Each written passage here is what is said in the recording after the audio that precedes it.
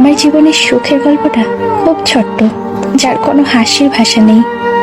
আছে শুধু জীবনের লুকিয়ে থাকা যন্ত্রণা, যা এই মনটা ছাড়া কেউ জানে না।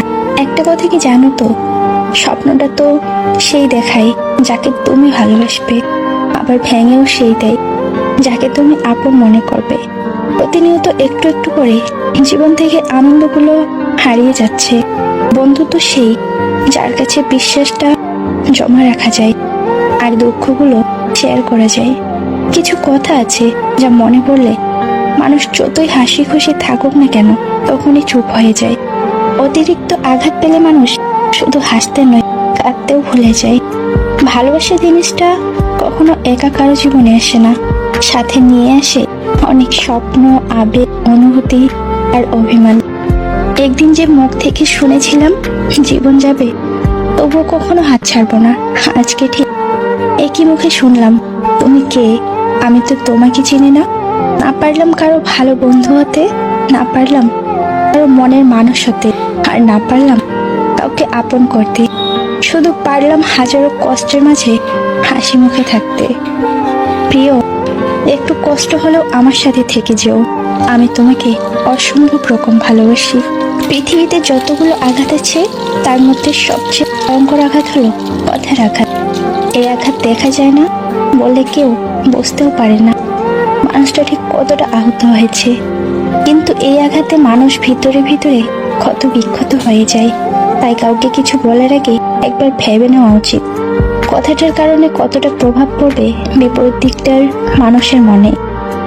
যারা ভুল দেখলে ছেড়ে চলে যায় তারা আসলে ভালো থাকতে আসেনি, যারা ভুল শুধরিয়ে পাশে থাকে তারাই তো ভালোবাসে। অর্থ দিয়ে কখনো ভালোবাসা কেনা যায় না, আবার অর্থ ছাড়া কখনো ভালোবাসা ধরে রাখা যায় না। যদি আপনি বোঝেন আপনাকে নিয়ে কোনো স্থানে সমস্যা হচ্ছে, তাহলে সাথে সাথে সেই স্থান ত্যাগ করা উচিত। কষ্টগুলো মানিয়ে নিতে নিতে এক সময় দেখবেন কোনো কষ্টই আর আপনাকে ছুঁতে পারবে না। দুনিয়ার সবকিছু বদলাতে পারে, কিন্তু বদলায় না মায়ের ভালোবাসা। খারাপ সময়টা একদিন ঠিকই চলে যাবে, কিন্তু মানুষগুলোকে তো চেনা হয়ে যাবে। আসলে সুন্দর বলে কিছু হয় না, যাকে আপনি যত বেশি ভালোবাসেন তাকে ততটাই বেশি সুন্দর মনে হবে। সাইকোলজি বলেছে আপনি যতই রেগে যান না কেন, শেষ পর্যন্ত তাকে ক্ষমা করেই দিবেন যাকে আপনি সবচেয়ে বেশি ভালোবাসেন। যে নিজেকে বিশ্বাস করে বেশিরভাগ লোকই তাকে বিশ্বাস করে। মন অনেকের ভালো হয়, কিন্তু কপালটা সবার ভালো হয় না।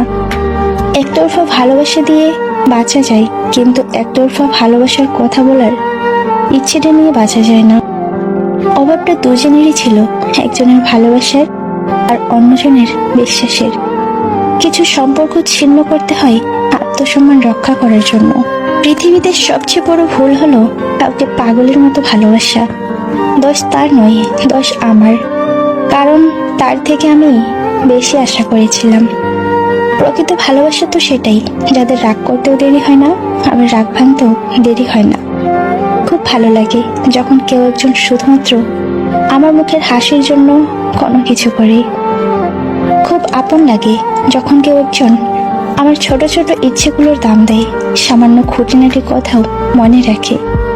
খুব স্পেশাল হয় যে কিনা বাদ দাও ভালো লাগছে না বলার পরও কি হয়েছে বারবার জিজ্ঞেস করে, যতক্ষণ না তার সাথে সবকিছু শেয়ার করছি। আজকালকার দিনে এমন কোনো বন্ধু কিংবা প্রিয় মানুষ ভাগ্য করেই পাওয়া যায়।